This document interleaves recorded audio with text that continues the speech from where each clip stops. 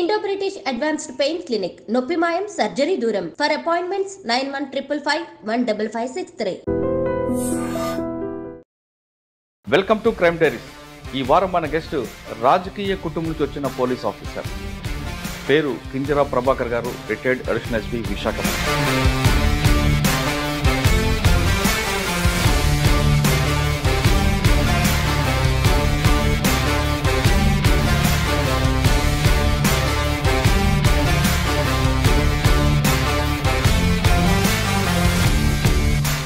Police uniform వేయడం వెనక కారణం చెప్పండి. మా నాన్నగారు టీచర్గా చేసేవారు. మా ఫ్యామిలీ అంతా రాజకీయ నేపథ్యం. 89 వరకు నేను యాక్టివ్గా ఎర్రంనాయుడు గారు అంతా కలిసి పాలిటిక్స్లో తిరగడం జరిగింది. టీచర్ అవ్వక ముందు ఎర్రనాయుడు గారి ప్రయాణం చెప్పండి. ఎర్రంనాయుడు గారు మా చిన్నాన్న గారు 67లో ఎమ్మెల్యే అయ్యారు. ఆయనే మా ఫ్యామిలీలో ఫస్ట్ రాజకీయం. ఎర్రంనాయుడు గారు పైన ఎన్టీ రామారావు గారికి ఎవరో కొంత అభియోగాలు, మా కజిన్కి ఇచ్చారు సీటు.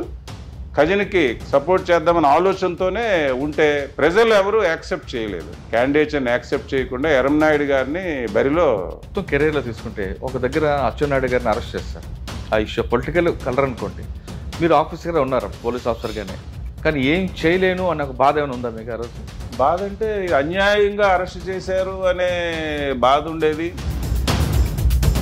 ఫాల్స్ కేసుని ఇంప్లికేట్ చేశారు అనేది చూసి నేను కొంత స్టడీ చేసి అప్లై చేసేటప్పుడు అడ్వకేట్ గారు కొంత ఫీడ్బ్యాక్ ఇచ్చేవాడు. అందులో కొంత తృప్తి నాకు. విశాఖపట్నం పబ్లిక్కి ట్రాఫిక్ సెన్స్ ఉందా లేదా? సెన్స్ అంటే మేము ఇప్పుడు 100 ప్లేసుల్లో సిగ్నల్స్ ఆ రోజుల్లో ఆన్ పేపర్ ఇప్పటికీ ఫైల్ ఉంటుంది. నేను ఉమ్మడి కుటుంబం ఉంటే బెనిఫిట్ ఏంటి, లేకపోతే బెనిఫిట్ ఏంటి? నష్టం. ఉమ్మడి కుటుంబం ఉంటేనే బెనిఫిట్ అండి, లేకపోతే పలకరించే వాళ్ళు, ఆదుకునే వాళ్ళు ఉండరు. ఉమ్మడి కుటుంబంలో లేనందువల్లనే నష్టాలు జరుగుతున్నాయి. వాళ్ళ డిసిప్లిన్ ఉండదు, విలువలు.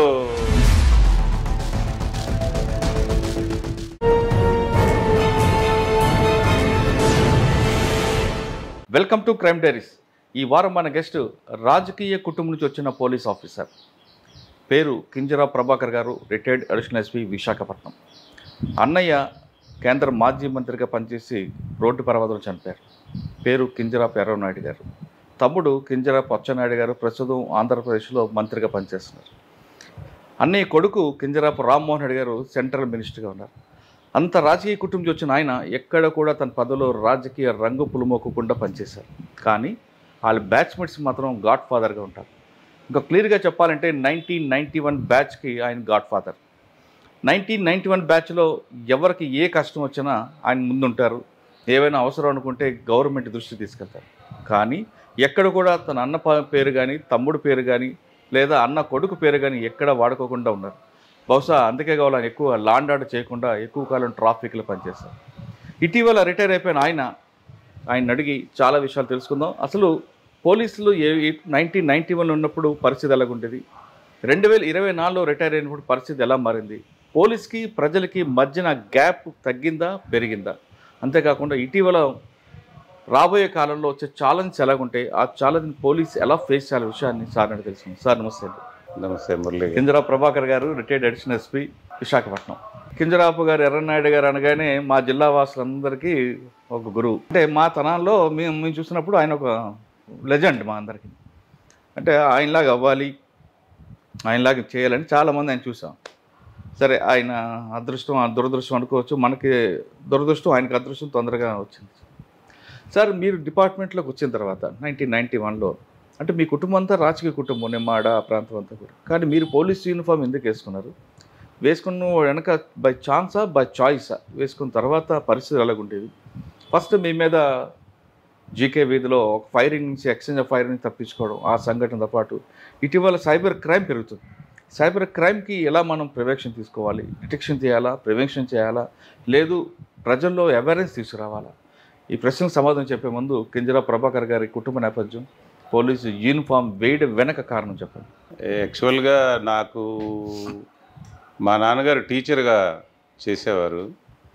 నేను టీచరు కానీ పోలీస్ ఆఫీసర్ కానీ అవుదామని మనసులో నాకు ఉండేది కోరిక. అచ్చా, మీరు టీచర్గా చేశారా? టీచర్గా నేను ఎంకామ్ బీఈడి చేశాను, బిఎల్ కూడా చేశాను. ఎంకామ్ బీఈడి బిఎల్ చేశాను.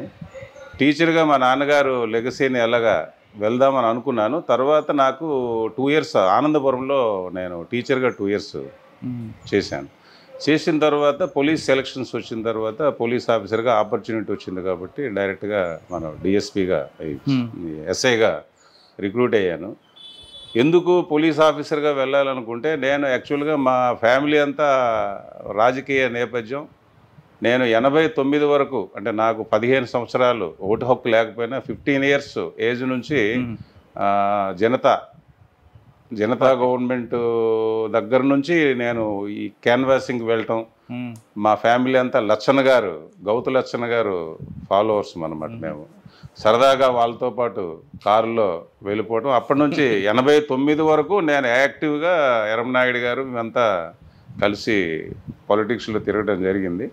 తర్వాత నేను టీచర్ అయిన తర్వాత పాలిటిక్స్కి. సార్, అంటే టీచర్ అవ్వక ముందు ఎర్రనాయుడు గారి ప్రయాణం చెప్పండి.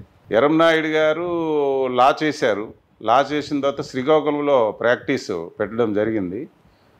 First of all NTR Ramarao గారికి తంగి సత్యనారాయణ గారు, కింజరా కృష్ణమూర్తి గారు మా చిన్నాన్న గారు 67లో ఎమ్మెల్యే అయ్యారు. ఆయనే మా ఫ్యామిలీలో ఫస్ట్ రాజకీయం స్టార్టింగ్. 67లో గౌతు లచ్చన్న గారితో పాటు ఆచార్య రంగా గారు, గౌతు లచ్చన్న గారు వీళ్ళంతా పాలిటిక్స్ ఇండిపెండెంట్ సోషలిస్ట్ పార్టీలో ఉండేవారు. ఓకే. అప్పుడు మా చిన్నాన్నగారు ఎమ్మెల్యే అయ్యారు. తరువాతను ఎన్టీ రామారావు గారు పార్టీ పెట్టిన తర్వాత శ్రీకాకుళంలో ఫస్ట్ చేరిన వాళ్ళు కింజరా కృష్ణమూర్తి గారు, తంగి సత్యనారాయణ గారు, మాజీ స్పీకర్ గారు.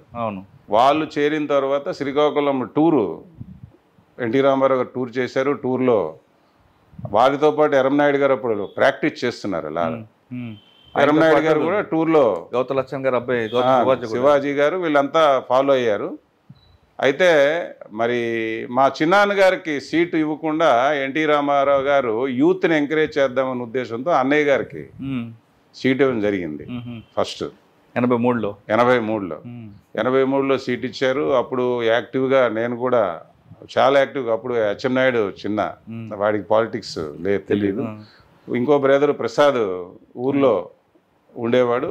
యాక్టివ్గా ఏదైనా ఓటర్ లిస్టులు అప్పుడు ఎలక్షన్ కమిషన్ అంతా శేషన్ గారు వచ్చిన తర్వాత ఎలక్షన్ కమిషన్ యాక్టివేట్ అయింది తప్ప అంతకుముందు ఓటర్ లిస్టులు అవడమేమి, స్లిప్స్ అయితేనేమి అన్నున్నూ క్యాండిడేటే విలేజ్ల్లోకి వెళ్ళి ఇవ్వటం జరిగేది. యాక్టివ్గా అన్నా చేసామన్నమాట.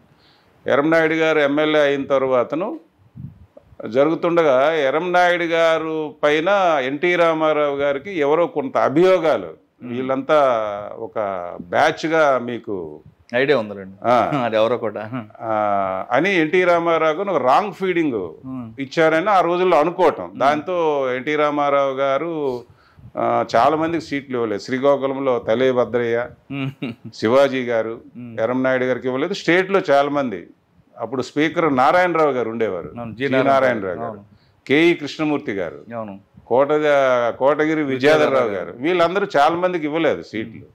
ఇవ్వనప్పుడు లాయల్గా పార్టీకి అనుకూలంగా మనం ఉండాలి, ఎగ్నిస్ట్గా ఉండకూడదని చెప్పేసి ఎర్రంనాయుడు గారు పోటీ చేయకుండా మా కజిన్కి ఇచ్చారు సీటు. కజిన్కి సపోర్ట్ చేద్దామని ఆలోచనతోనే ఉంటే ప్రజలు ఎవరు యాక్సెప్ట్ చేయలేదు. మా కజిన్ క్యాండిడేచర్ని కింజరాపు ప్రకాష్ అంటే మా పెదనాన్నగారు అబ్బాయి, ఆయన క్యాండిడేచర్ని యాక్సెప్ట్ చేయకుండా ఎర్రంనాయుడు గారిని బరిలో ఇండిపెండెంట్గా పెడితే ఇండిపెండెంట్గా నెగ్గటం జరిగింది. ఆ వేవ్లో కూడా ఎర్రనాయుడు గారు, శివాజీ గారు ఇద్దరికి ఒకటే గుర్తు, ఏనుగు గుర్తుతో సోంపేటలో కానీ ఇక్కడ మాకు హరిశ్చంద్ర ఇద్దరు పోటీ చేసి గెలిచారు. ఇద్దరు జంట ఎమ్మెల్యేలని ఒక పేరు తెచ్చుకున్నారు. ఇద్దరు ఒకటే విజిటింగ్ కార్డు, ఒకటే డ్రెస్ ప్యాటర్ను వేసుకొని న్యూ ఎమ్మెల్యే క్వార్టర్ నెంబర్ 155లో ఉండేవారు. అలా చేస్తుండగా ఎన్టీ రామారావు గారు తెలుసుకున్నారు.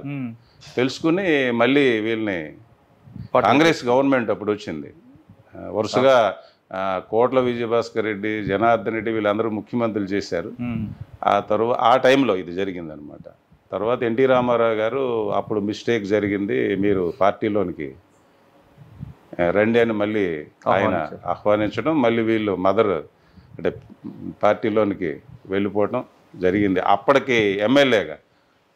తరువాతను ఒకటి మా అన్నయ్య గారు దురదృష్టం ఏంటంటే ఎన్టీ రామారావు గారి దగ్గర ఎప్పుడు మంత్రివర్గంలో మంత్రిగా చేయలేకపోయారు. ఒక లాస్ట్ చీఫ్ విప్ మాత్రం చేయగలిగారు. శ్రీకాకుళం కూడా మంత్రి పదవి లేదు కదండి అప్పుడు. శ్రీకాకుళం కళా వెంకటరావు గారు చేశారు, మరి తమ్మినేని సీతారామ కేసు చేశారు, తంగి సత్యనారాయణ స్పీకర్ గా చేశారు. ఈవెన్ శివాజీ గారు కూడా ఏదో కరువు మంత్రిగా చేశారు. అప్పల సూర్యనారాయణ గారు కూడా కొద్ది రోజులు ఏదో చేశారు. విప్ లేదు, వీళ్ళంతా చేశారు. ప్రతిభా భారతి చేశారు. బ్రదర్ మాత్రం ఎక్కడ మంత్రివర్గంలో ఎందుకో మరి. ఒక ఎన్టీ రామారావు గారు చీఫ్ విప్ ఇచ్చారు లాస్ట్ దీంట్లో. ఆ తర్వాత సబ్సిక్వెంట్గా పార్టీ వ్యవహారాలన్నీ మీకు తెలుసు కదా. దాంట్లో మరి చంద్రబాబు నాయుడు గారి వైపున ఆ రోజు ఎన్టీ రామారావు గారుని డిఫర్ అయ్యి చంద్రబాబు నాయుడు గారితో ఎపిసోడ్ అయింది. అంతకుముందు నాదెండ్ల భాస్కర్ రావు గారు ఎపిసోడ్లో కూడా మా బ్రదరు అన్నగారితో పాటే ఉండటం జరిగింది. ఎప్పుడు పార్టీకి మేము, మా కుటుంబము తెలుగుదేశం పార్టీకి లాయలు, అంతా మా బ్లడ్ అంతా తెలుగుదేశం.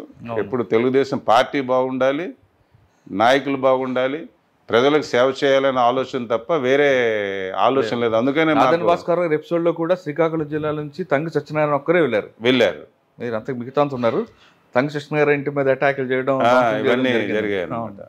ఇప్పుడు మాకు తెలుగుదేశంలో చేరిన తర్వాత మా ప్రాణం బ్లడ్ అంతా తెలుగుదేశం. మా ఫ్యామిలీ తర్వాత ప్రయాణం అంతా మరి గౌరవ చంద్రబాబు నాయుడు గారితో, ఎన్టీ రామారావు గారితో డిఫర్ అయిన తర్వాత చంద్రబాబు నాయుడు గారు ఎంపీగా ఎందుకు వెళ్ళారండి?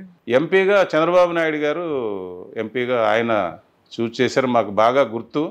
ఇలా నాకు చంద్రబాబు నాయుడు గారు ఎంపీగా పోటీ చేయమంటున్నారని చెప్పేసి ఫోన్ చేస్తే, మరి మన ఎమ్మెల్యే నుంచి ఎంపీకి కొంచెం మనకి ఇబ్బంది అవుతుందేమో అంటే, లేదు మరి చంద్రబాబు నాయుడు గారు పోటీ చేయమంటున్నారు కాబట్టి నేను యాక్సెప్ట్ చేశానని చెప్పేసి. కానీ అవతల వైపు బొడ్డపల్లి రాజగోపాలరావు ఉన్నారు కదండి అప్పుడు. ఉన్నాయి మరి బాబు గారు అదే చెప్తుండే, పార్టీ ఆదేశాలు కురువుద్దుడు కదా దాంట్లో. పార్టీ ఆదేశాలు ఎప్పుడు మేము కాదనే పరిస్థితి అన్నయ్య గారు కానీ ఎవరు కానీ మా కుటుంబంలో లేదు. పార్టీ ఏది ఆదేశిస్తే అదే అని పోటీ చేయడం, ధైర్యంగా వచ్చి పోటీ చేయడం. అదేవిధంగా అన్నగారు అబ్బాయి జయకృష్ణ గారు ఇక్కడ అన్న తెలుగుదేశం తరఫున పోటీ చేశారు. ఆ టైంలో మరి మనం అన్నయ్య గెలవటం, చంద్రబాబు నాయుడు గారు ఫస్ట్ టైం జనరల్గా ఫస్ట్ టైం ఎంపీస్కి క్యాబినెట్లో సైజ్ చేయరు. అప్పుడు ఎలియన్స్ వాజ్పేయి గారు గవర్నమెంట్లో ఎలియన్స్లో ఫస్ట్ టైము క్యాబినెట్లో సైజ్ చేసి రూరల్ డెవలప్మెంట్ మినిస్ట్రీ, చాలా పెద్ద ministry rural development, Chandrababu Naidu గారు అన్నయ్య గారికి అంత ఎలివేషన్ ఇచ్చారు. ఈరోజు ఫ్యామిలీ మేము రాజకీయంలో ఉన్నామంటే చంద్రబాబు నాయుడు గారు మా ఫ్యామిలీకి ఇచ్చిన ఇంపార్టెన్స్, గౌరవం. ఓకే, అక్కడ పనిచేస్తున్న టైంలో శ్రీకాకుళం జిల్లా అంటే మిగతా దేశంతో పాటు శ్రీకాకుళం కూడా బాగా డెవలప్ చేసినట్టున్నారు. Srikakulam Uddanam project first rural development మినిస్టర్గా ఉన్నప్పుడు ఉద్దానం ప్రాజెక్ట్ ఒకటి, వాళ్ళకి ఆ వాటర్ చాలా ఇబ్బంది ఉంటే పెద్ద ప్రాజెక్ట్ ఒకటి తీసుకొచ్చారు. అప్పుడు బాలయోగ్ గారు స్పీకర్. బాలయోగ్ గారు, నేను అప్పుడు వైజాగ్లో ఇన్స్పెక్టర్గా ఉన్నాను నేను. ఇప్పుడు బాలయోగ్ గారు నాకు ఎయిర్పోర్ట్లో ప్రోటోకాల్కి వెళ్ళినప్పుడు, మీ అన్న మాకు భగీరథుడయ్యా, కావాల్సినన్ని ఫండ్స్ వాటర్ గురించి, వాటర్ సోర్స్ గురించి ఇచ్చారు, మా జిల్లాకు మీ అన్నయ్య భగీరథుడు అని చెప్పేసి అంటుండేవాడు ఎప్పుడు. ఎవరు? బాలయోగ్ గారు. ఆయన కూడా ప్రమాదంలో చేరిపోయారు. మీ కుటుంబానికి పేరు వచ్చిందంటే కింజరాపు అంటే మీ అన్నయ్య గారు బట్టి.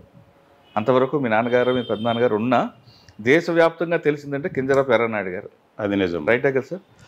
అంత పేరు తెచ్చిన వ్యక్తి సడన్గా చనిపోవడం మీ కుటుంబానికి పెద్ద నష్టం జరిగినట్టు.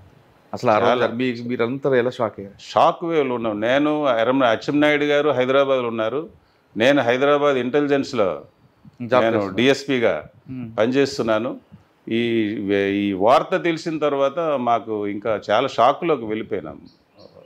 రామ్మోహన్ నాయుడు ఢిల్లీలో ఉన్నాడు, మేమందరం హైదరాబాద్ చేరి అక్కడ నుంచి ఊరు వచ్చాము. మాకు ఇంకా షాక్లో ఎర్రమనాయుడు గారు లేని లోటు అనేది అది పూడ్చలేనిది మా కుటుంబానికి, అది చాలా భారీ నష్టం.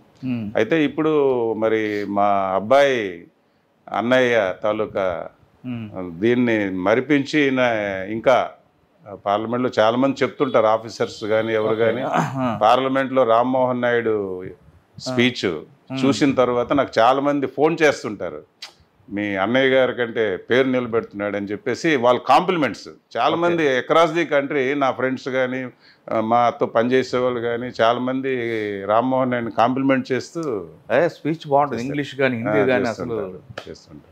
సార్ ఎర్రనాయుడు గారిది లేని లోటు లేకపోయినా కొడుకు కొంత చేస్తున్నారు. అదేవిధంగా ఎర్రమనాయుడు గారు ఎంపీ అయిన తర్వాత తమ్ముడు అచ్చెన్నాయుడు రావడం, ఎమ్మెల్యే అవడం అనేది ఒక ఎత్తు. ఎందుకంటే ఫ్యామిలీ నుంచే ఎమ్మెల్యే అయ్యాడు. వాడు కూడా ప్రజలు నిత్యము నిరంతరము ప్రజల్లో, అచ్చెన్నాయుడు నిరంతరము ప్రజల్లో ఉండి డెవలప్మెంట్ యాక్టివిటీస్ చేస్తూ ఈ రోజుకి మేము అక్కడ పాలిటిక్స్ చేస్తున్నామంటే మేము ప్రజల్లో చేసే సేవ, ప్రజలకు అందుబాటులో కుటుంబం అందరం ఉన్నాం.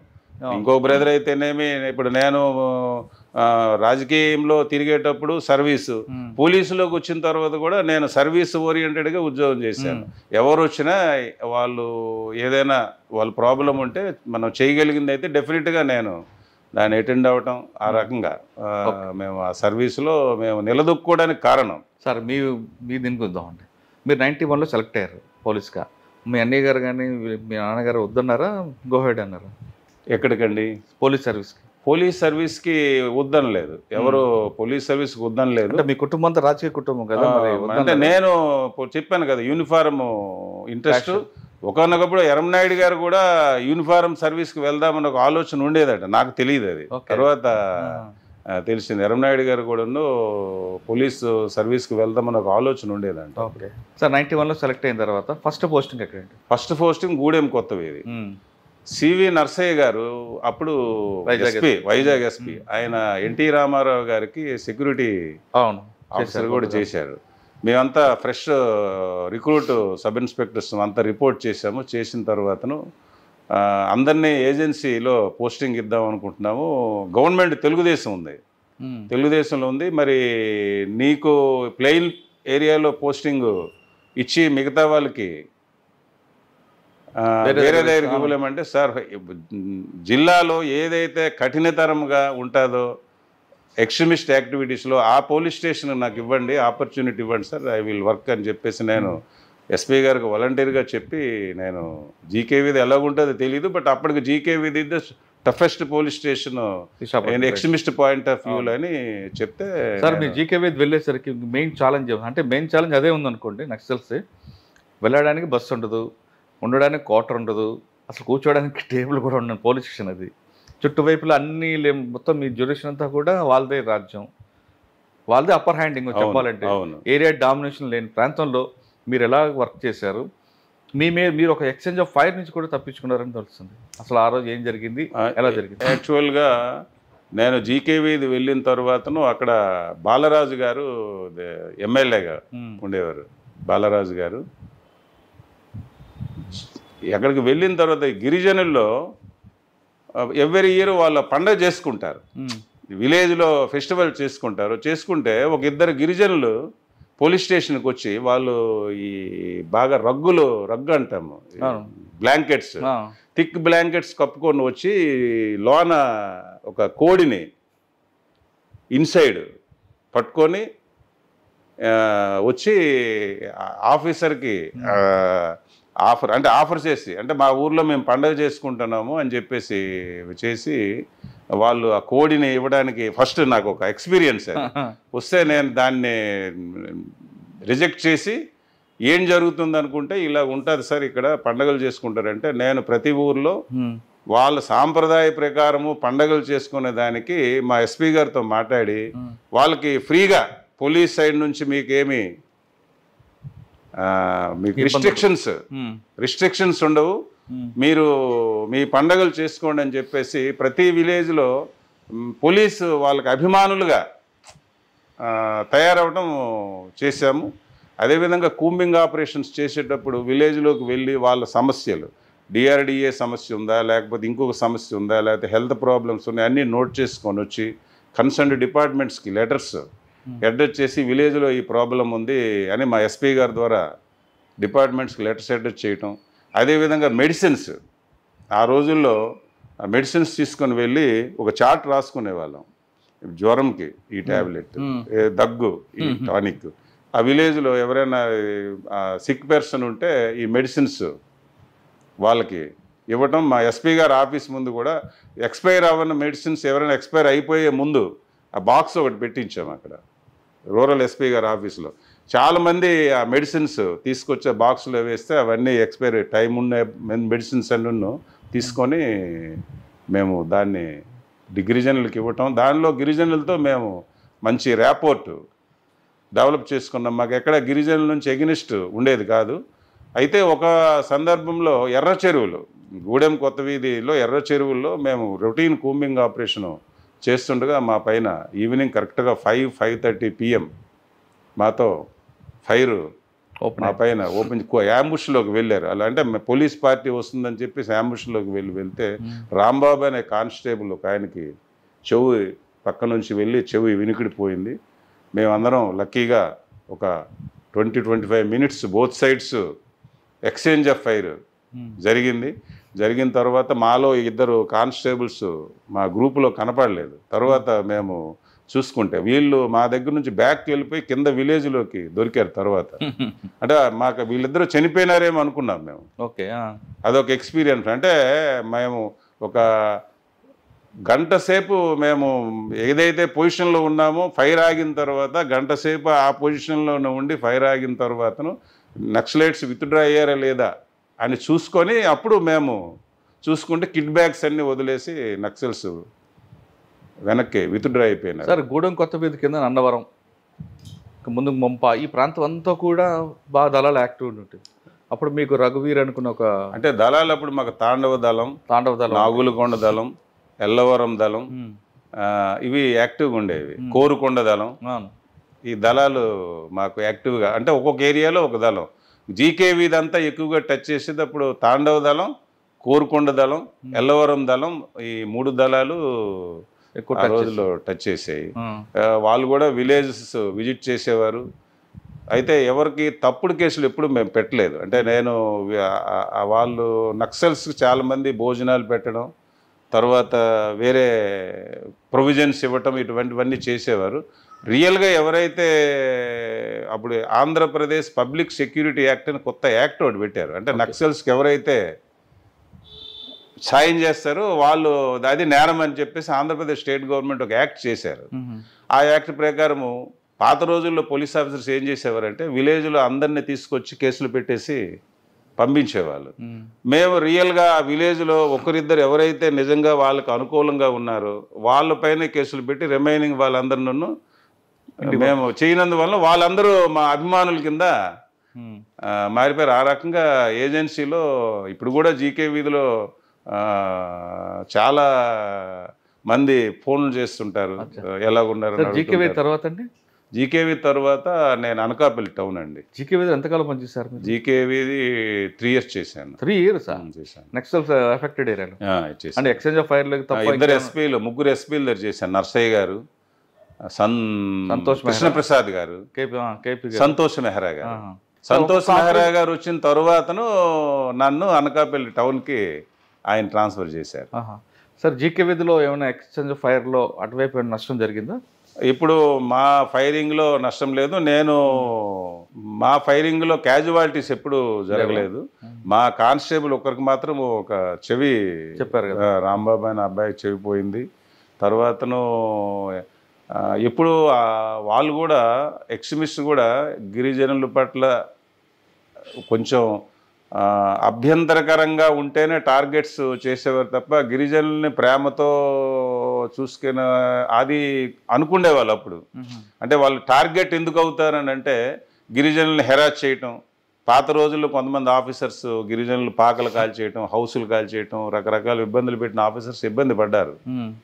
లైక్ పోతారెడ్డి గురించి చెప్పుకునేవాళ్ళు. తర్వాత చాలా కాలం తర్వాత మనకి పోతారెడ్డి గారిని ఇక్కడ వైజాగ్ సిటీలో చంపేశారు. అవును సార్. జీకే వీధి అనకాపల్లి టౌన్. అనకాపల్లి టౌన్లో ఏముంది సార్ ఛాలెంజ్ మీకు? అనకాపల్లి టౌన్లో నాకు ఛాలెంజ్ ఏంటంటే కొనతాల రామకృష్ణ గారు ఎంపీ గారు, కేంద్ర ప్రభుత్వం కాంగ్రెస్, దాడి వీరభద్రరావు గారు టీడీపీ రాష్ట్ర మంత్రి గారు, వారికి మధ్యలో నేను సంధానకర్తగా ఎర్రన్నెడ్డి గారు తమ్ముడుగా నేను ఎప్పుడు పార్టీ ఇది లేకుండా ఇద్దరినే కలుపుకుంటూ సమన్వయం చేసుకుంటూ చేయటం అనేది పెద్ద ఛాలెంజ్ నాకు అక్కడ.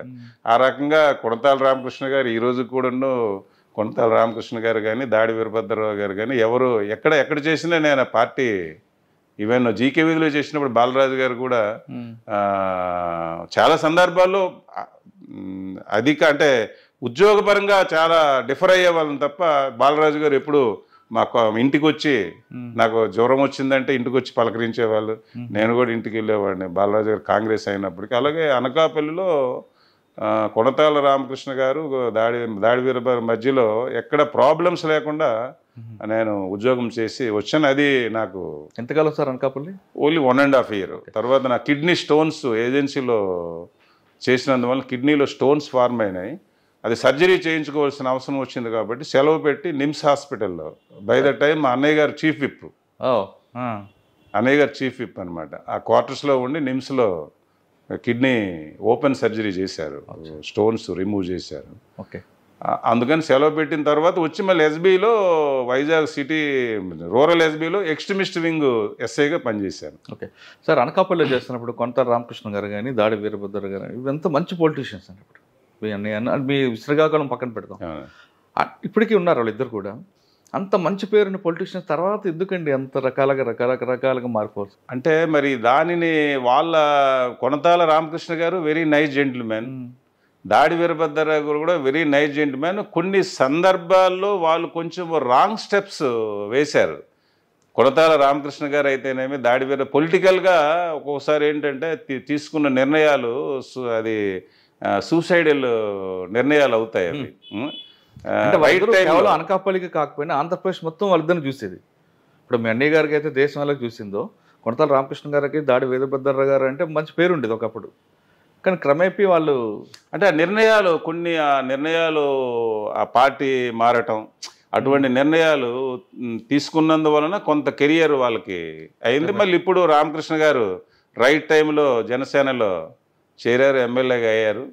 దాడి వీరభద్రరావు కూడా మంచి భవిష్యత్తు ఉండాలని కోరుకున్న అబ్బాయి రత్నాకర్ కానీ వాళ్ళ పిల్లలు ముగ్గురు నాకు తెలుసు, జయవీరు, రత్నాకరు, ఇంకొక అబ్బాయి ఉన్నారు. ఓకే సరే, ఆయన గురించి కాకుండా మనం వద్దామండి.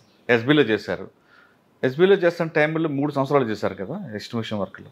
మీకు ఇన్పుట్స్ ఎలాగొచ్చేవండి? అంటే ఇన్ఫర్మేట్స్ ఎక్కువ ఉండేవారా, లేదు పబ్లిక్ వాళ్ళనే మీరు మార్చుకొని కోవర్ట్లో పెట్టి చేశారు? కోవర్ట్ ఎప్పుడు లేదండి. మేమేంటంటే ఎక్కువగా గిరిజన ఏరియాలో రిక్రూట్ అయిన కానిస్టేబుల్స్ మా దగ్గర ఉండేవారు.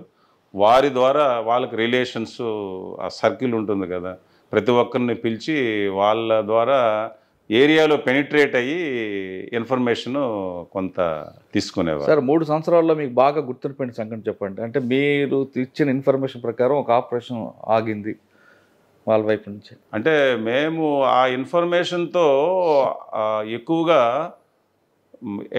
డంప్స్ రికవరీ చేసాము, వెపన్స్, తర్వాత ఎక్స్ప్లోజివ్ మెటీరియల్, చాలా ప్లేసుల్లో మైన్స్, ఆ ఇన్ఫర్మేషన్తో బాగా తీయగలిగాము. అవి తీయకపోతే ఎక్కడో ఒక దగ్గర క్యాజువాలిటీస్, ఎక్స్చేంజ్ ఆఫ్ ఫైర్ ఎక్కడ జరగలేదు. ఎక్స్చేంజ్ ఆఫ్ ఫైర్లు జరిగాయి, చాలా దగ్గర జరిగాయి, 1 కాదు 4-5 దగ్గర జరిగాయి. కోరుకొండ దగ్గర జరిగింది, తరువాతను చింతపల్లి దగ్గర జరిగింది. 3 ఎక్స్చేంజ్ ఆఫ్ ఫైర్లు జరిగాయి.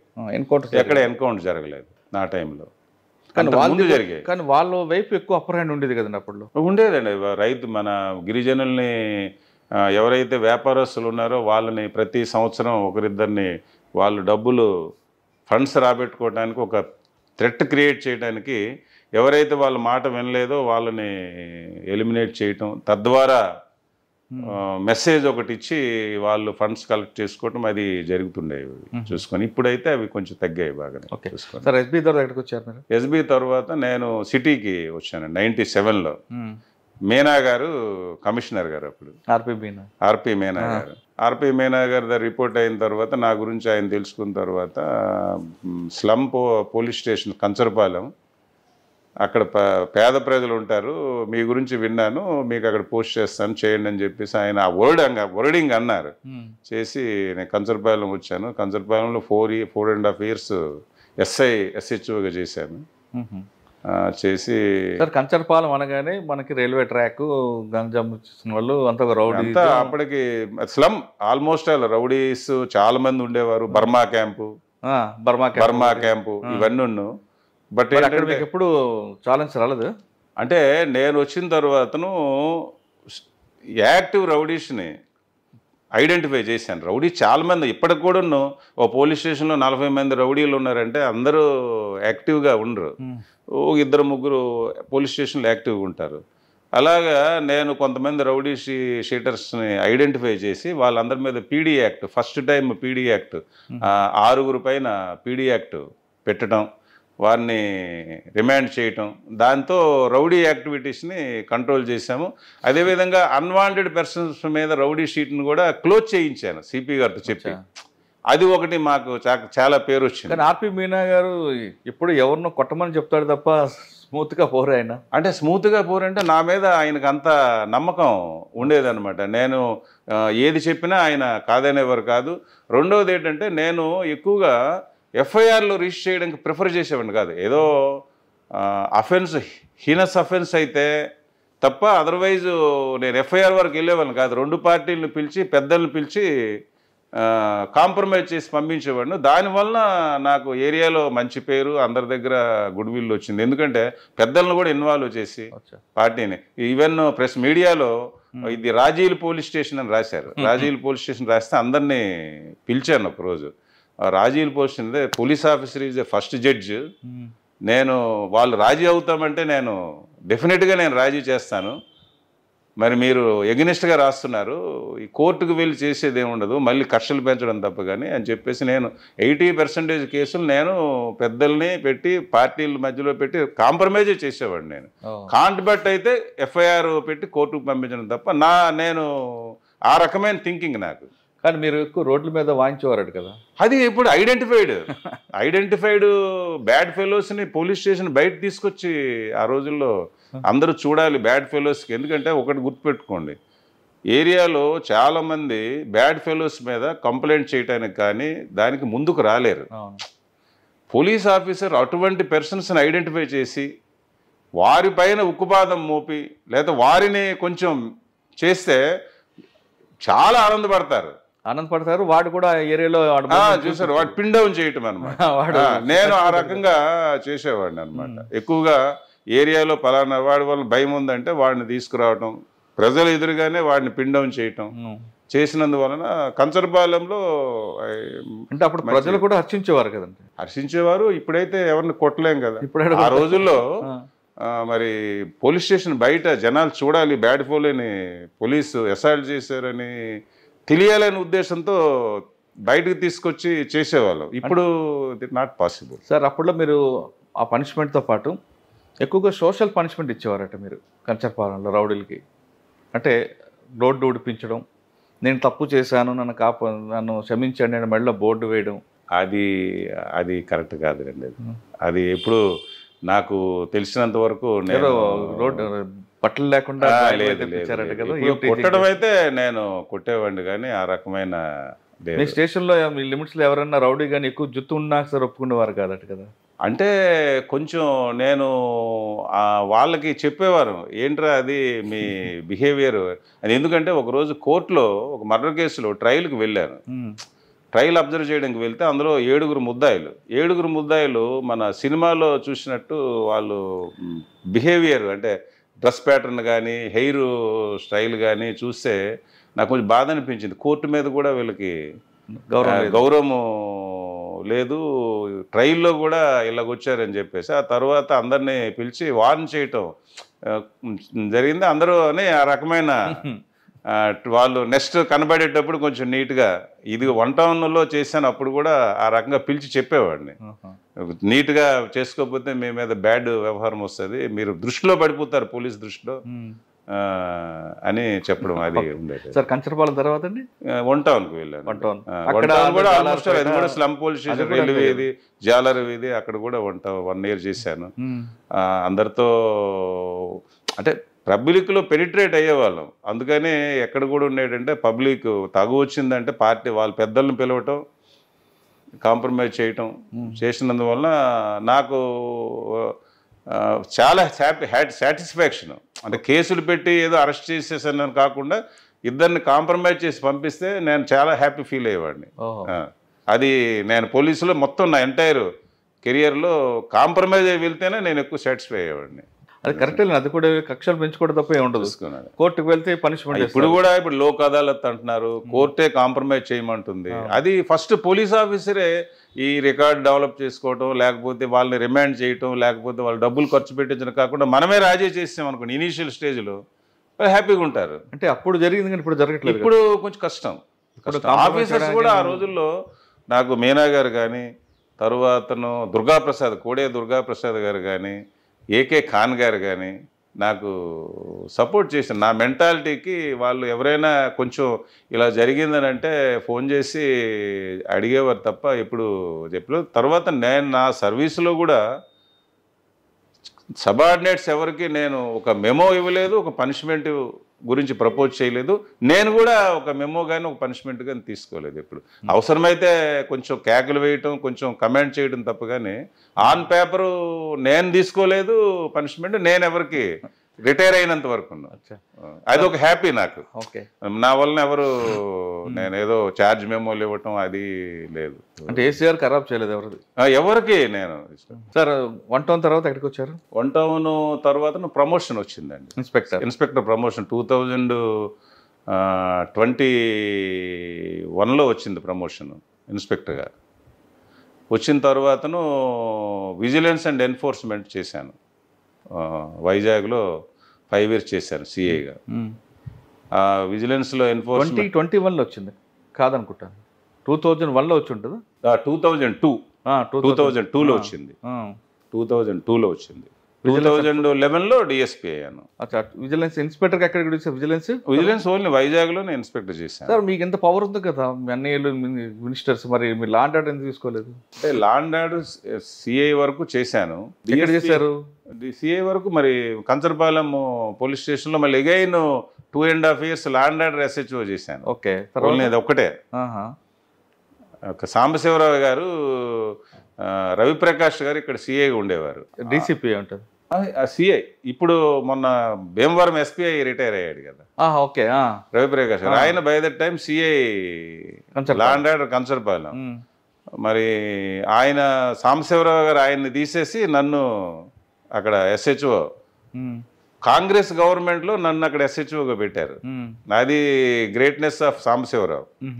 తర్వాత అప్పుడు ఎమ్మెల్యేలు 3 కూడా నా వ్యక్తిత్వాన్ని బట్టి వాళ్ళు ఎవరు అపోజ్ చేయలేదు. ఎవరు మల్లా విజయప్రసాద్ గారు కానీ, మన ద్రోణమరాజు శ్రీనివాసరావు గారు, అది తైనాల విజయ్ కుమార్ గారు. అంటే నా కంచరపాలెం ఏరియా 3 ఎమ్మెల్యేల పరిధికి వస్తుంది. వాళ్ళు ఎప్పుడు నాతో ఏదైనా సమస్య ఉంటే చక్కగా, అంటే నేనేదో ఎర్రంనాయుడు గారు బ్రదర్ అనో ఇంకోవడం కాకుండా ఏదో పోలీస్ ఆఫీసర్గా వాళ్ళు నాతో. సాంబశివర్ గారు కమిషనర్ గారు ఉన్నప్పుడు సార్ కమిషనర్ గా సాంబశివర్ గారు ఉన్నప్పుడు ఆయన దగ్గర ఏం నేర్చుకున్నారండి? ఆయన టిపికల్గా ఉంటారు, ఆయన నవ్వుతారు, ఆయన వర్క్లో కాంప్రమైజ్ ఉండదు. ఆయన ఎంజాయ్మెంట్లో కూడా ఆయన చాలా బాగా ఎంజాయ్ చేస్తాడు. ఏదో 24 hours ఆయన ఆఫీసులో ఉండి పని చేయాలి అది ఇది అని కాకుండా పని ప్రాంప్ట్గా పని అయిందా లేదా, పెర్ఫెక్ట్గా ఉందా లేదా అని చూస్తాడు తప్ప నువ్వు ఎంత టైము ఏంటి అనేది ఆయనలో ఉన్న ఒక ప్లానింగ్. రెండవది ఏంటంటే కన్స్ట్రక్షన్ ఫీల్డ్లో బిల్డింగ్ ప్రాపర్గా ఉందా లేదా అనేది దాని మీద ఎక్కువగా ఆయన ఈ ఇంజనీర్ కదా, ఎక్కడ కూడా చూసి బాగలేదు ఏదో అని కన్స్ట్రక్షన్ మీద ఎక్కువ డిస్కషన్. కానీ బాగలేదు అని స్మూత్గా మాట్లాడండి. అంటే పాత రోజుల్లో ఏదో అనేవారు కానీ ఇక్కడ కమిషనర్గా వచ్చేసరికి చాలా మట్టుగా ఆయన ఆ విధంగా మాట్లాడినా ఎదుటి వ్యక్తి మనసుకు గాయం పడేలా మాట్లాడలేండి, నవ్వుతాం అంతే, సరదాగా జాలీగా అనమాట. అప్పుడు చాలా ఆయన దగ్గర హ్యాపీగా చేశాను. ఆయన దగ్గర కాదు, నేను సిపిలో చాలా మంది దగ్గర చేశాను. ఎక్కడ కూడా ఫ్రీడమ్ ఇచ్చారు, హ్యాపీగా చేయగలిగాను. అచ్చా. ఇటు వచ్చి అటు రాజశేఖర రెడ్డి గారి గవర్నమెంట్లో కూడా నాకు ఎప్పుడు నేను సఫర్ అవ్వలేదు. విజిలెన్స్ ఎన్ఫోర్స్మెంట్ తర్వాత అండి, విజిలెన్స్ ఎన్ఫోర్స్మెంట్ తర్వాత ట్రాఫిక్ 5 పోలీస్ స్టేషన్ ట్రాఫిక్ సిఏగా చేశాను. ఎన్ని సంవత్సరాలు? అది ట్రాఫిక్ సిఏగా చేసి 2.5 years చేశానండి. ఎప్పుడు 1 town, 2 town, 3 town, 4th town, 5th town. Okay. 5 police NAD వరకు. అక్కడే ప్రమోషన్ వచ్చిందా? తర్వాత కంచరపాలెం సిఐకి వెళ్ళాను. మధ్యలో ఒక 6 నెలలు కోస్టల్ సెక్యూరిటీకి వెళ్ళాను, మెరైన్. అవును. తర్వాత కంచరపాలెంలో మళ్ళీ నాకు 2011 జూన్లో డిఎస్పీ వచ్చింది. 14 years డిఎస్పీ చేశాను. యాక్చువల్గా మాకు 6 సంవత్సరాలు అయిన తర్వాత 14 years డిఎస్పీగా 6 సంవత్సరాలు అయిన తర్వాత అడిషనల్ ఎస్పీ ప్రమోషన్ కన్సిడర్ చేయాలి. అవును. 14 years అక్కడే డిఎస్పీ. 14 years డిఎస్పీ ఎక్కడ? Traffic. 14 years first intelligence Hyderabad. Intelligence అయిన తర్వాతను city police training centre 2 years చేశాను. ఆ తర్వాత ట్రాఫిక్ ఏసీపీగా 4.5 years చేశాను. సిటీ ట్రాఫిక్ అమిత్ గారు ఐఎఫ్ఆర్ తిత్లీ ఇవన్నీ ఆ టైం. తర్వాతను 6 నెలలు స్పెషల్ బ్రాంచ్ చేశాను ఎస్బీ. ఓకే. గవర్నమెంట్ వచ్చిన తర్వాత వీఆర్లో పెట్టి. సార్, ట్రాఫిక్లో మీరు 4.5 సంవత్సరాలు పనిచేశారు. పబ్లిక్ ఎక్కువగా పోలీసుల పని ఉండేది ట్రాఫిక్లోనే. 100% పబ్లిక్ ట్రాఫిక్ పోలీస్ మీద డిపెండ్ అవుతారు. ఎందుకంటే ఇంటి నుంచి బయటకు వచ్చి మరి ఇంటికి వెళ్ళాలంటే ట్రాఫిక్ పోలీస్ ఉండాల్సిందే. విశాఖపట్నంలో ట్రాఫిక్లో 3 Eలు ఉంటాయండి. ఒకటి ఇంజనీరింగ్, ఒకటి ఎన్ఫోర్స్మెంట్, ఒకటి ఎడ్యుకేషన్. ఈ 3 Eలో మీకు ఏది బాగా ఇష్టం? విశాఖపట్నం పబ్లిక్కి ట్రాఫిక్ సెన్స్ ఉందా లేదా? సెన్స్ అంటే మేము ఎన్ఫోర్స్మెంట్కి పెద్ద ప్రయారిటీ ఇవ్వలేదు ఎప్పుడున్నో. మిగతా ఎడ్యుకేషను తర్వాతను ఇంజనీరింగ్ ఎక్కువగా. కానీ ఇంజనీరింగ్ మీ డ్యూటీ కాదు కదా? ఇంజనీరింగ్ డ్యూటీ కాదు, బట్ ఏంటంటే మేము కన్సర్న్డ్ డిపార్ట్మెంట్స్ని తీసుకొని జాయింట్ ఇన్స్పెక్షన్ చేసి మున్సిపల్ కమిషనరు, అలాగే కూడా వీసీ గారు, కమిషనర్ గారు, మేమందరం జాయింట్ ఇన్స్పెక్షన్ చేసి ప్లేసెస్ ఐడెంటిఫై చేసి ఆ టైంలోనే మనకు స్మార్ట్ సిటీ ఫండ్స్ వచ్చాయి. నేను ఏసీపీ ట్రాఫిక్ ఉండేటప్పుడే స్మార్ట్ సిటీ ప్రపోజల్ వచ్చింది. ఇప్పుడు 100 ప్లేసుల్లో సిగ్నల్స్ ఆ రోజుల్లో ఆన్ పేపర్ ఇప్పటికీ ఫైల్ ఉంటుంది. నేను ప్లేసులు ఎక్కడ మా సిపి గారు వేరెవర్ సిగ్నల్స్ రిక్వైర్డ్ మీరు ప్రపోజ్ చేయండి. ఫస్ట్ ఫేజ్లో 150 ట్రాఫిక్ సిగ్నల్స్ని పెట్టించాము. సెకండ్ ఫేజ్లో అప్పటికేంటంటే ట్రాఫిక్ సిగ్నల్స్ ఎవరో ఉదారంగా డబ్బులు ఇస్తే పెట్టడం, అవి పాడైపోవడం జరిగాయి. స్మార్ట్ సిటీలో ఫస్ట్ ఫేజ్లో 50 ప్లేసుల్లో సిగ్నల్స్ పెట్టాము. సెకండ్ ఫేజ్లో 50, ఈరోజు 100 ప్లేస్లో పోలీస్ ట్రాఫిక్ సిగ్నల్స్ ఉన్నాయి. అదేవిధంగా రోడ్ వైడనింగ్స్, తర్వాత చిన్న చిన్న ట్రాఫిక్ ఎక్కడెక్కడైతే ప్రాబ్లమ్స్ చేంజెస్ అవన్నీ ఈవెన్ మున్సిపల్ కమిషనర్ కానీ ఉడా వీసీ గారు కానీ వీళ్ళ కోఆపరేషన్ చాలా ఉండేది. ఏదైనా ఫండ్స్ ఉంటే అడిగితే ఇచ్చేవాళ్ళు వాళ్ళు. దాంతో ట్రాఫిక్లో చాలా మటుకు ఎన్ఫోర్స్మెంట్ లీస్ట్ ప్రయారిటీ ఇచ్చేవాళ్ళం అప్పుడు. ఇప్పుడు ఎందుకంటే అవేర్నెస్ వాళ్ళకి పెద్దగా ఉండదు, అవేర్నెస్ లేక. మరి ఎడ్యుకేషన్ చేశారు? ఎడ్యుకేషన్ చాలా మటుకు ఎడ్యుకేషన్ చేయించాము, స్కూల్స్ వెళ్ళాము, చెప్పాము. అదేవిధంగా డ్రంక్ అండ్ డ్రైవింగ్లో పట్టుకొని కౌన్సిలింగ్, డ్రంక్ అండ్ డ్రైవింగ్ పట్టుకొని ఒక 500 మందిని మా గ్రౌండ్లో పిలిచి వాళ్ళ పేరెంట్స్ని కానీ వాళ్ళ బ్లడ్ రిలేటివ్స్ని పిలవటం, తాగి ఎవరు యాక్సిడెంట్ చేసి ఎవరు ఇబ్బంది పడ్డారో వాళ్ళ చనిపోయారు వాళ్ళ పేరెంట్స్ని పిలిచి వాళ్ళతో చెప్పించడం, ఇలా జరిగింది అని చెప్పేసి ఆ రకమైన చేసి చాలా డ్రంక్ అండ్ డ్రైవింగ్లో అయితే చాలా అవేర్నెస్ క్రియేట్ చేశాం. మరి ట్రాఫిక్ మీద పబ్లిక్కి సెన్స్ ఉందంటారు లేదంటారు? అంటే ఇప్పుడు రోజు రోజుకి పెరుగుతుంది సెన్స్. అయితే కంప్లీట్గా లేదు. పోలీస్ ఆఫీసర్ ఉంటే ఒక రకమైన బిహేవియర్, ఆఫీసర్ లేకపోతే ఇంకొక రకమైన బిహేవియర్, ఇంకా మారటం లేదు.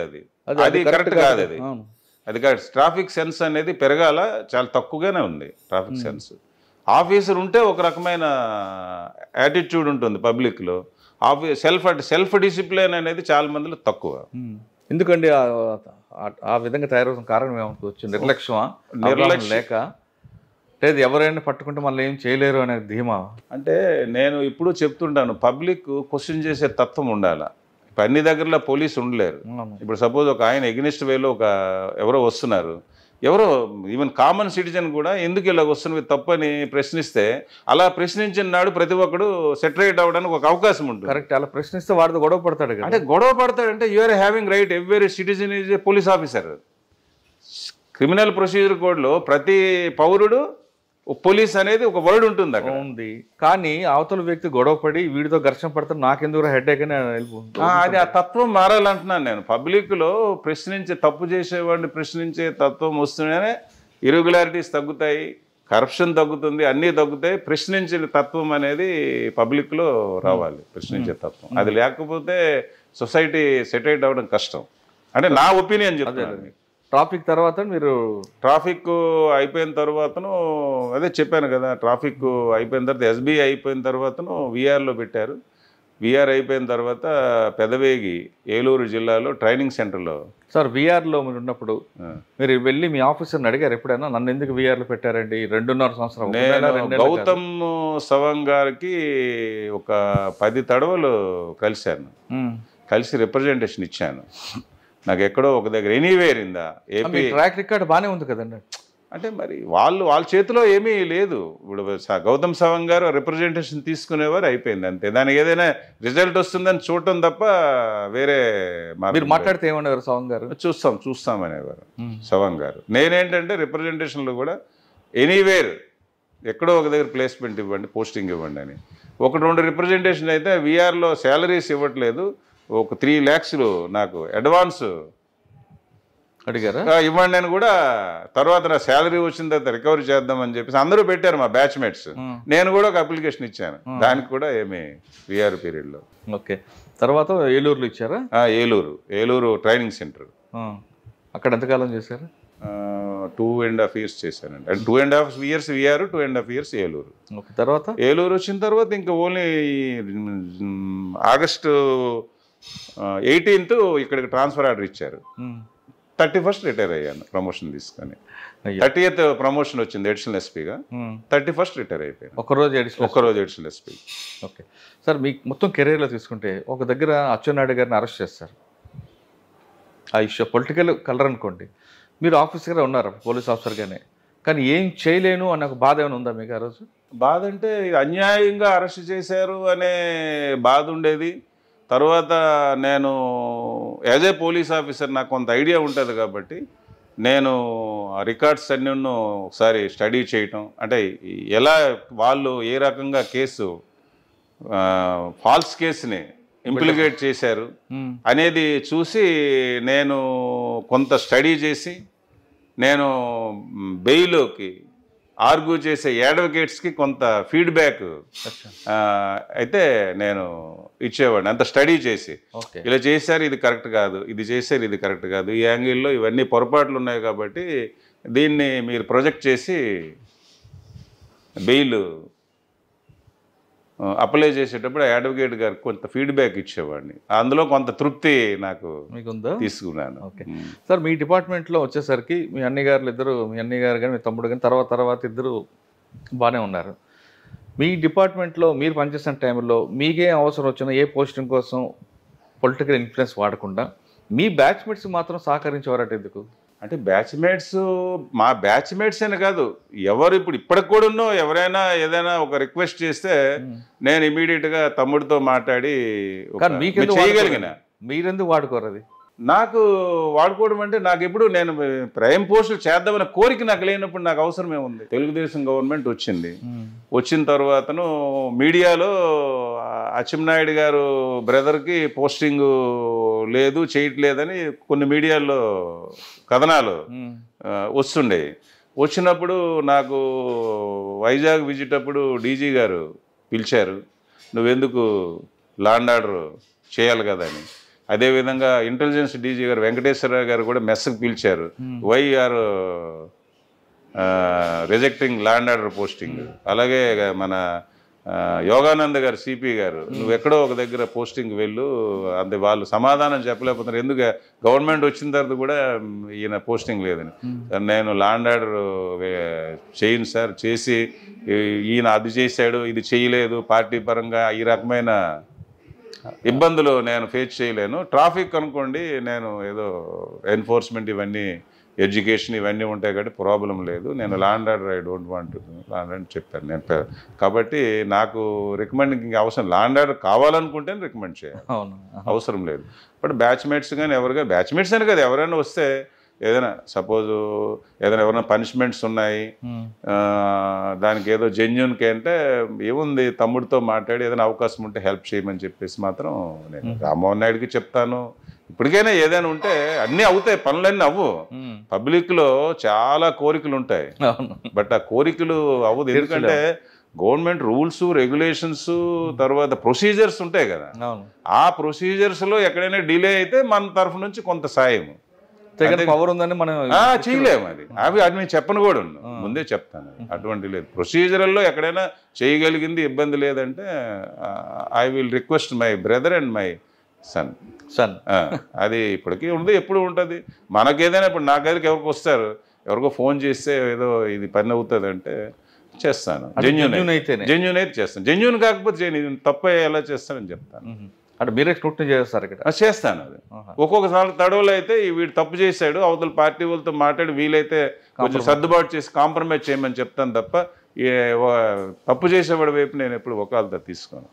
బట్ కొన్ని కాంప్రమైజ్ చేయమంటాం, ఏదో అంటే అంత అఫెన్స్లు అంత సీరియస్నెస్ లేకపోతే వీడు ఏదో పొరపాటు చేశాడో వాళ్ళతో మాట్లాడి కొంచెం వీలైతే కాంప్రమైజ్ చేసి పంపించమని చెప్తాను, అంతవరకు పర్వాలేదు. బట్ తప్పు వైపు ఇప్పుడు నేను ఇప్పటికి నా మనస్తత్వం అది కాదు. సార్ రిటైర్ అయిపోయి ఏం చేద్దాం అనుకుంటున్నారు? మీరు కూడా మీ తమ్ముడు బాటలో నడవాలనుకుంటున్నారా?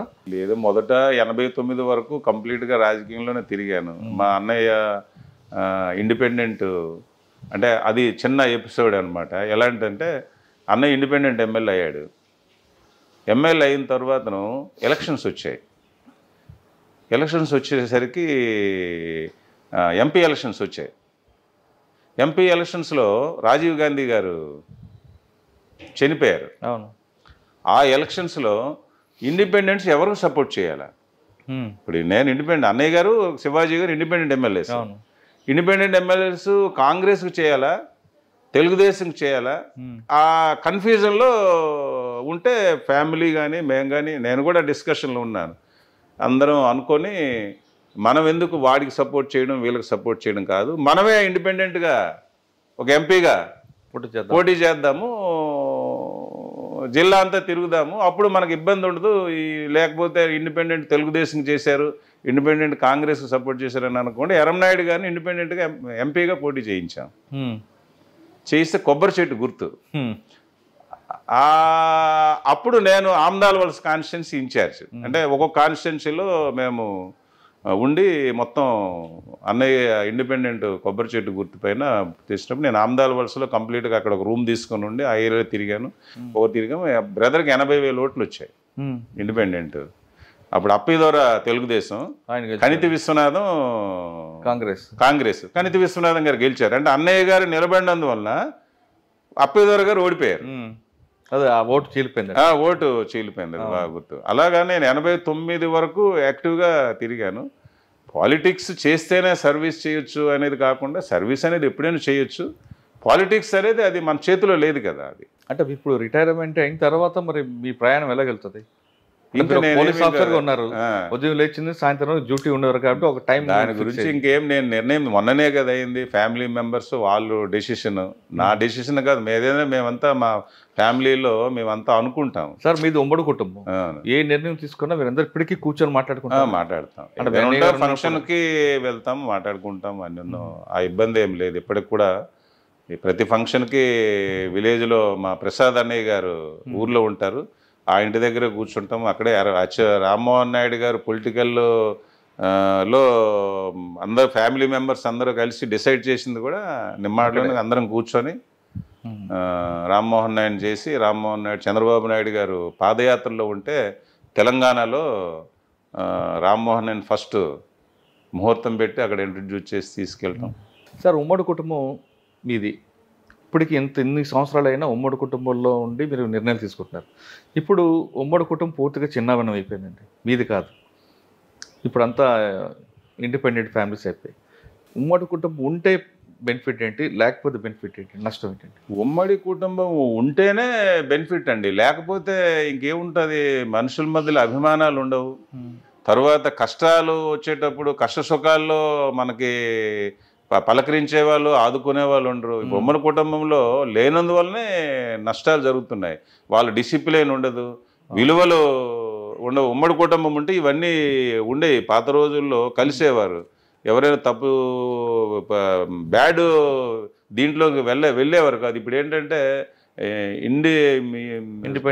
ఇండిపెండెంట్గా ఉన్నందువల్ల వాళ్ళకి చెప్పేవాళ్ళు ఉండరు, వాళ్ళ వాల్యూస్ ఉండటం లేదు. ఉమ్మడి కుటుంబంలో ఉంటే వాల్యూస్ ఉంటాయి, ఒకరు కష్టసుఖాలు ఒకరి ఆదుకోవడానికి అవకాశం ఉంటుంది. ఇప్పుడు నాకు ఏదో అవసరం వచ్చింది, నేను ఇంట్లో చెప్తాను నాకు ఈ అవసరం ఉందని చెప్పేసి, డెఫినెట్గా వాళ్ళు నా అవసరాన్ని ఇమీడియట్గా అటెండ్ అవుతారు. అది సార్, మీరు డిపార్ట్మెంట్కి వచ్చినప్పుడు పోలీస్కి ప్రజలకు మధ్యన ఒక అనుబంధం ఉండేదండి. పోలీస్ అంటే భయం, గౌరవం, లేదా భయంతో గౌరవం చూపించేవారు. మీరు చూస్తుంటారు, పోలీస్ స్టేషన్ వెళ్ళినప్పుడు కూడా కొంచెం దూరంగా వెళ్ళడం, పోలీస్ కనబడితే నమస్తే పెట్టడం, ఇవన్నీ ఉండేవి. ఇప్పుడు క్రమేపీ అది పూర్తిగా డౌన్ స్టేజ్కి వచ్చింది. కానీ ప్రజలకి పోలీసు మీద నమ్మకం పెరిగింది అనుకోవాలా, తగ్గింది అనుకోవాలా? అంటే మీరు అనేది కరెక్ట్. పాత రోజుల్లో భయంకి దూరంగా ఉండేవారు, ఇప్పుడు భయం అనేది లేదు. బట్ పోలీసు ఇమేజ్ అనేది ప్రజల్లో పెరగలేదు. పోలీస్ ఇమేజ్ అనేది పోలీసు ఇంత 24 గంటలు పనిచేస్తారు ఉంటారంటే, పోలీసులో కూడా ఫస్ట్ ఆఫ్ ఆల్ కరప్షన్ ఉండకూడదు. నిస్వార్థంగా సేవ చేస్తే పోలీసులో, ఈ వ్యవస్థలో పోలీస్ కంటే ప్రజలకు ఇంకొక అవసరం ఉండదు. బట్ ఆ నిస్వార్థమైన సేవ లేనందువలనే పోలీస్కి మంచి పేరు. ఇమేజ్ తగ్గింది అనుకుంటా. ఇమేజ్ పెరగలేదు, తగ్గిందని నేను చెప్పను. బట్ అనుకున్నంత, ఇప్పుడు నేను 33 years సర్వీస్ చేశాను, 91లో ట్రైనింగ్కి వచ్చి చేశాను. ఇమేజ్ పెరగలేదు, తగ్గింది అని నేను చెప్పను. ఇమేజ్ అనుకున్నంత ఇమేజ్ పెరగలేదు. పెరగపోవడానికి రీజన్ ఏంటంటే మా వాళ్ళలో చాలా బిహేవియర్, అంటే ఇప్పుడు ఆఫీసర్స్ కొంతమంది మంచి వాళ్ళు వస్తున్నారు, బిహేవియర్ మారాల. పబ్లిక్లో గౌరవం లేదు, భయంకి అలాగా యాక్ట్ చేస్తారు తప్ప అభిమానం అనేది పోలీస్ అంటే అభిమానం లేదు. నాకున్న అసెస్మెంట్. Right sir. సార్, మీ సర్వీస్లోకి వచ్చినప్పుడు ట్రెడిషనల్ క్రైమ్ జరిగేది అంటే, ఒక దొంగతనం జరిగినా, ఒక నేరం జరిగినా పలానా వ్యక్తి చేసేవాడు అనేది అదొక కొన్ని కులాలకి దానికి మూట కట్టి పంపించేవారు. అది క్రమేపీ వైట్ కాలర్ రెఫరెన్స్గా మారింది. చీటింగ్, ఇవన్నీ బ్యాంక్ ఫ్రాడ్స్.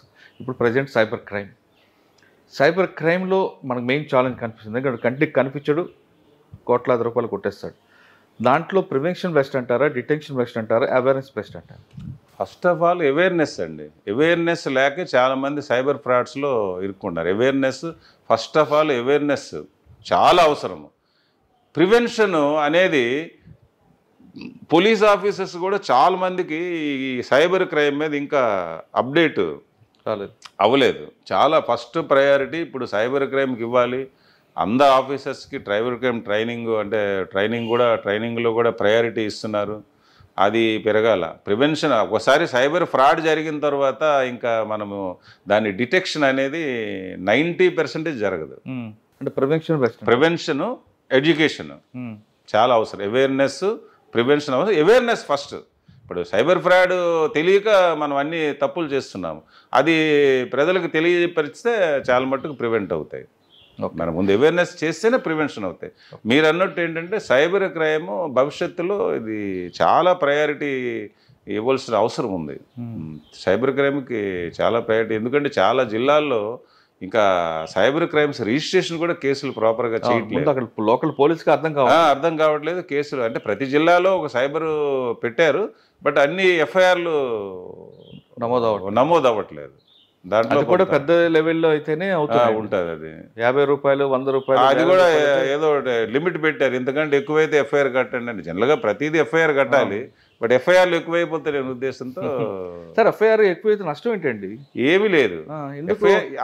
యూనిట్ ఆఫీసర్స్ ఎప్పుడైతే మీరు ప్రెషర్ పెడుతున్నారో అంటే డిటెక్షన్కి, ఒక ఎఫ్ఐఆర్ కట్టిన తర్వాత అది డిటెక్ట్ చేయండి అని ప్రజలు ఎప్పుడైతే ఇప్పుడు మీరు చూడండి, మోటార్ సైకిల్ పోయిందని చెప్పేసి వెళ్ళండి చూద్దామని చెప్పేసి కాగితం అలా పెడతారు, వెతుక్కొని రండి లేకపోతే ఏదో చూస్తామని. ఎప్పుడో దొరికినప్పుడు ఒక ఎఫ్ఐఆర్ ఇష్యూ చేస్తారు. కారణం ఏంటంటే ఎఫ్ఐఆర్ కట్టిన తర్వాత సీనియర్ ఆఫీసర్స్ ఇమీడియట్గా దాన్ని డిటెక్ట్ చేసేయండి అని ప్రెజర్ ఇచ్చినందువల్ల ఎఫ్ఐఆర్లో బర్క్ చేస్తున్నారు. ఓకే, ఎఫ్ఐఆర్స్ బర్క్ చేయడానికి రీజన్ ఏంటంటే మీరు రిజిస్ట్రేషన్ చేసిన తర్వాత దాని డిటెక్షన్ గురించి ప్రెజర్ మౌంట్ చేస్తున్నారు. అంటే అదొక రీజన్ కాదని, మెయిన్ రీజన్ అది. ఇంకొక రీజన్ కూడా ఉందండి. ఒక యూనిట్ ఆఫీసర్ తనకన్నా ముందు క్రైమ్ రేట్ 60% ఉంది. నా ఏరియాలో నేను వచ్చాను కాబట్టి 60 నుంచి 40 రావాలి తప్ప 70 అవ్వకూడదని, అది సెకండరీ. అది నాకు ఎఫ్ఐఆర్ కట్టద్దు అని చెప్తారు. ఎఫ్ఐఆర్ సెకండరీ అది. అంటే అందరు ఆఫీసర్స్ అలా ఉంటారు, ఓపెన్ గా అలాగా చెప్పరు. అది ఓపెన్ క్రైమ్ పెరుగుతుంది. ఎప్పుడంటే మీరు ఒక్కసారి ఏంటి పాత డేటా ఇలాగుంది, కొత్త డేటా ఫిగర్స్ పెరిగాయి అని అన్నారంటే అంటారు. అన్నప్పుడు దాన్ని అడ్వాంటేజ్గా తీసుకొని క్రైమ్ సబార్డినేట్ ఆఫీసర్స్ చిన్న చిన్న నేరాలు బర్క్ చేసేస్తారు. పెట్టి కేసు కట్టొచ్చు కదా, నష్టం లేదు కదా. అన్నీ కట్టొచ్చు. పెట్టి కేసుకి దానికి ఒక ప్రొసీజర్ ఉంది, ఎఫ్ఐఆర్కి ఒక ప్రొసీజర్ ఉంది, కట్టొచ్చు, ఏమి ఇబ్బంది లేదు. ఇప్పుడు 0 ఎఫ్ఐఆర్స్ ఇష్యూ చేయమంటున్నారు కదా. ఇప్పుడు ఎక్కడో మీకు తమిళనాడులో నేరం జరిగింది, మీరు ఇక్కడ వచ్చారు, ఇక్కడ పోలీస్ స్టేషన్కి వెళ్ళి you can lodge complaint, FIR issue చేసి ఆ ఎఫ్ఐఆర్ని అక్కడికి తర్వాత ట్రాన్స్ఫర్ చేయాలా. 0 ఎఫ్ఐఆర్. అంతేగాని నువ్వు అక్కడ నేరము అక్కడ జరిగింది నువ్వు ఇక్కడ ఇవ్వడానికి లేదని లేదు. కొత్త చట్టాలు వచ్చాయి కదా మనకి. కొత్త చట్టాల్లో చాలా మార్పులు వచ్చాయి.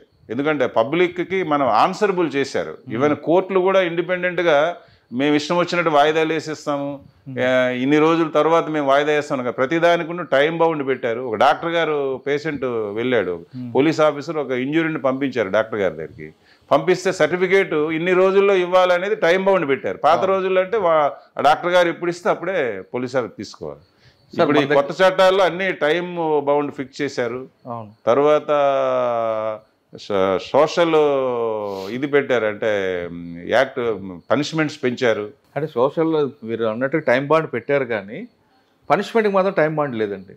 పనిష్మెంట్కి కొన్నింటికి టైం ఇంత మినిమం, అంటే పాత రోజుల్లో ఇంతవరకు ఇవ్వచ్చు అని అన్నారు. ఇప్పుడు ఏంటంటే చాలా నేరాల్లో ఖచ్చితంగా ఈ అది మీరు చెప్పేది హీనియస్ క్రైమ్కి. కానీ జనరల్గా 326, 324లో కూడా పనిష్మెంట్లో అంత ఎర్లీకి రావు కదా. అవునండి, మరి ఎవిడెన్స్ ఉండాలి కదా. అదే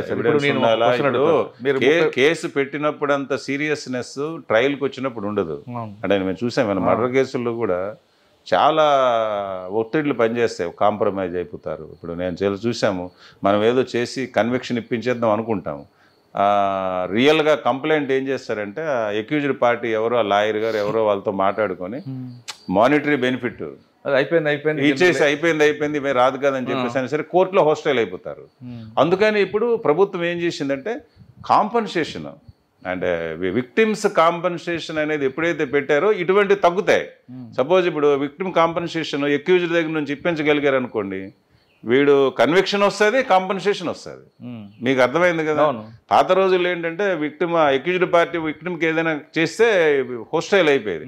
ఇప్పుడు కోర్టే విక్టిమ్కి అక్యూజ్డ్ నుంచి కాంపన్సేషన్, కన్విక్షన్తో పాటు కాంపన్సేషన్ ఇప్పిస్తున్నారు. అది మంచి పరిణామం. అంటే మన దగ్గర ప్రాసెస్ పనిష్మెంట్ తప్ప ఫైనల్ పనిష్మెంట్ తక్కువ అనిపిస్తుంటుంది. ఒక ఎఫ్ఐఆర్ ఇష్యూ అయింది, ఒక ఆఫీసర్ ఒక ఇష్యూ చేశాడు, ఇలా ఒక వ్యక్తి ఒక చిన్న నేరం చేశాడు, ఎఫ్ఐఆర్ ఇష్యూ చేస్తారు. ఎఫ్ఐఆర్ ఇష్యూ చేయగానే పలానా వ్యక్తి మీద కేసు నమోదైంది, వీడిని దొంగ నేరం అని పేపర్లు ఫస్ట్, తర్వాత ఛార్జ్షీట్కి ముందు కస్టడీ తీసుకోవడం, ఆయనకి 3 రోజులు క్వశ్చన్ చేయడం, మళ్ళీ తీసుకెళ్ళి కోర్టులో ప్రొడ్యూస్ చేయడం, ఆ జైలు 14 రోజులు రిమాండ్ లేదా ఒక 3 నెలలు రిమాండ్, తర్వాత బెయిల్. ఇక్కడ వరకే పనిష్మెంట్ తప్ప తర్వాత ఫైనల్ పనిష్మెంట్ వచ్చింది అనేది ఎక్కడో పోక్సో లాంటి చట్టాలు తప్ప మిగతా రావట్లేదు. దానివల్లే మన వ్యవస్థలో మన న్యాయ వ్యవస్థ మీద ప్రజలకు ఒక నమ్మకం పోతుంది అనేది వాదన ఉంది. ఖచ్చితంగా అండి.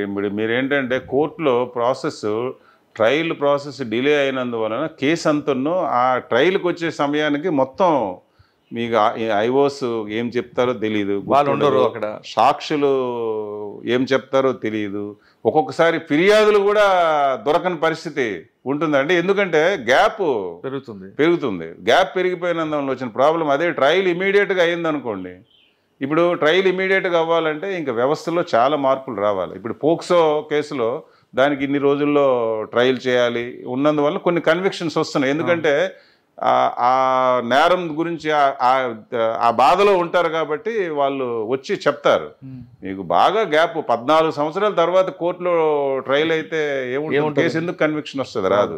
కానీ అదే ఆ డిలే చూసే కదా కొంతమంది క్రిమినల్స్ మారుతుంది, క్రిమినల్స్ వాళ్ళు దాన్ని అడ్వాంటేజ్, క్రిమినల్కి అడ్వాంటేజ్ జరుగుతుంది. అది వాడు ఓపెన్ గా చెప్తున్నాడు మన జరుగుతుంది. రెండవది ఏంటంటే ఇప్పుడు బిలో 7 years పనిష్మెంట్లో ఓన్లీ నోటీస్ ఇవ్వడం తప్ప 41 నోటీస్ లేదు. దానివల్ల అడ్వాంటేజ్ ఉంది, డిసడ్వాంటేజ్ ఉంది. అదే ఇక్కడ కోర్టులు కూడా కొంచెం ముందుకు వచ్చి చేయాలి. కోర్టులు ముందుకు రావాలంటే ప్రభుత్వం ముందు కల్పించాలి. కోర్టులు అంటే మరి ప్రభుత్వమే కోర్టులు ఏర్పాటు చేయాలి. ఇప్పుడు 10 కోర్టులు ఉన్నాయి. వాళ్ళు పెండించి పెరుగుతున్న కారణం ఇన్ఫ్రాస్ట్రక్చర్ లేకపోతే. ఇన్ఫ్రాస్ట్రక్చర్ ఇంకా చాలా పెంచవలసిన అవసరం ఉంది. మీకు తగినంత ఇన్ఫ్రాస్ట్రక్చర్ లేదు. అందుకని కోర్టులో ట్రయల్ డిలే అయిపోతుంది అనమాట. ఇమీడియట్ ట్రయల్ జరగట్లేదు.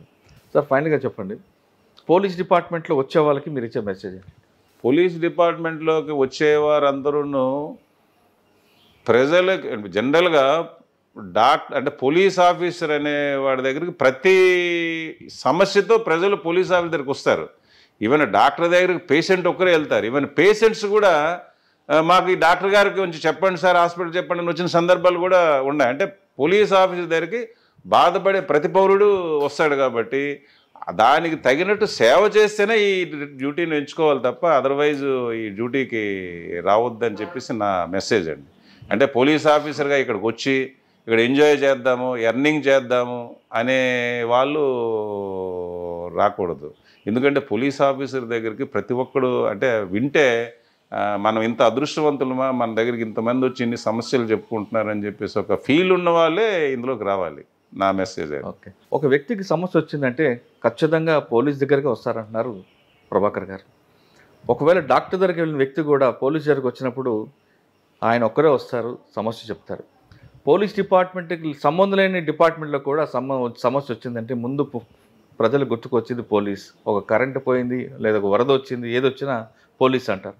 అంత విలువైన ఉద్యోగం వచ్చింది. దీనికి భగవంతుడి అదృష్టం ఉన్న వాళ్ళు మాత్రమే దీనికి సూట్ అవుతారంటున్నారు ప్రభాకర్ గారు. కానీ ఇటువంటి అదృష్టమైన జాబ్లోకి వచ్చే వాళ్ళు డబ్బుల కోసం మరో దాని కోసం ఆశించి మాత్రం రావద్దు అంటూ అతనుకున్న అనుభవాన్ని చెప్తున్నారు.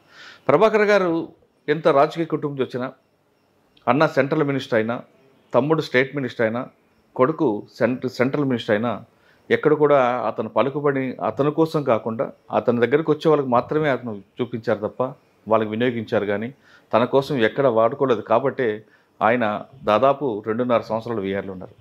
ఒకవేళ అక్కడే ఆ టైంలో ఆయన కాంప్రమైజ్ అయ్యి ఉంటే ఆ 2.5 సంవత్సరాలు కూడా ఆయన ఎక్కడో దగ్గర పోస్ట్ తెచ్చుకునేవారు. అంటే ఒక వ్యక్తికి తన నీతి, నిజాయితీ, నిబద్ధత ఎప్పటికైనా కాపాడుతుందానికి పర్ఫెక్ట్ ఎగ్జాంపుల్ ప్రభాకర్ గారు. కాంప్రమైజ్ కాకుండా పనిచేయడం అనేది the best policing. Rule of law అనేది ఆయన టైంలో కరెక్ట్గా ఇంప్లిమెంట్ అయింది కాబట్టి ప్రతిపక్షంలో పార్టీలో ఉన్న నాయకులు కూడా ఆయనకి ఎక్కడ కూడా వేలు పెట్టకుండా చేశారు. ఇది ప్రభాకర్ గారితో ఎక్స్క్లూజివ్ ఇంటర్వ్యూ. వచ్చే వారం మరొక మళ్ళీ కలుస్తా. అంతవరకు నమస్తే. Thank you sir. Thank you very much. నమస్తే గారు. Thank you very much.